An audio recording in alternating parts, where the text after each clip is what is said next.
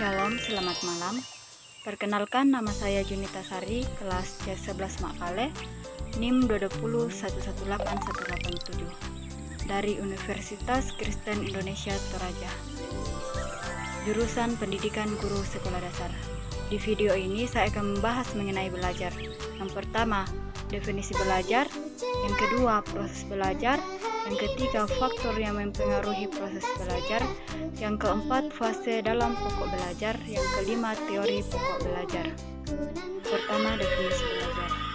Belajar adalah tahapan perubahan tingkah sebuah tingkah laku individu atau siswa yang relatif dan menetap sebagai hasil pengalaman interaksi dengan lingkungan yang melibatkan proses kognitif.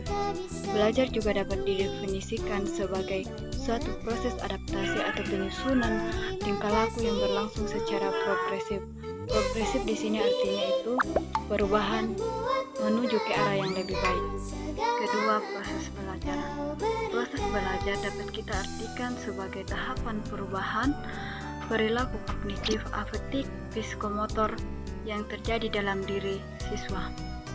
Perubahan tersebut bersifat positif dalam arti berorientasi ke arah yang lebih maju daripada keadaan sebelumnya. Proses pembelajaran itu juga dapat berlangsung kapan dan di mana saja. Yang ketiga, faktor yang mempengaruhi proses belajar.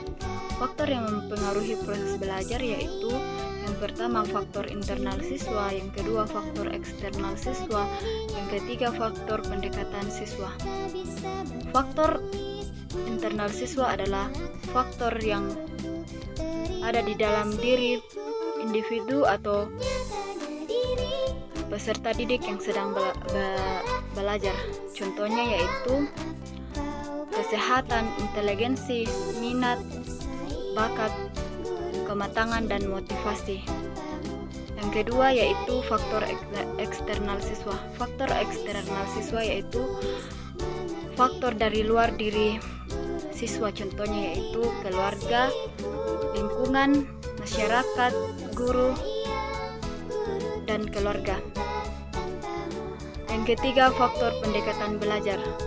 Faktor pendekatan belajar yaitu cara atau strategi siswa yang digunakan untuk mencapai proses pembelajaran dengan materi tertentu. Yang keempat itu fase dalam pokok belajar. Yang pertama, fase informasi yaitu tahap penerimaan materi. Yang kedua, fase transformasi yaitu tahap perubahan materi. Yang ketiga yaitu fase evaluasi, yaitu di mana seorang siswa dapat mengetahui sampai di mana letak keberhasilannya dalam mengikuti proses belajar. Yang kelima, teori pokok belajar.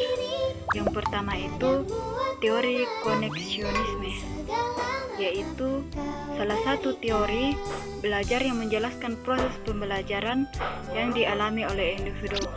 Yang kedua, teori pembiasaan klasik, yaitu teori ini merujuk pada suatu kebiasaan yang dilakukan peserta didik.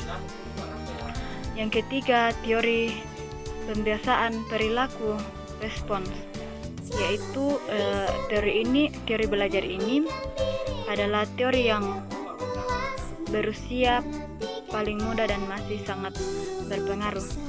Yang keempat, teori pendekatan kognitif, yaitu teori belajar yang mementingkan proses belajar daripada hasilnya.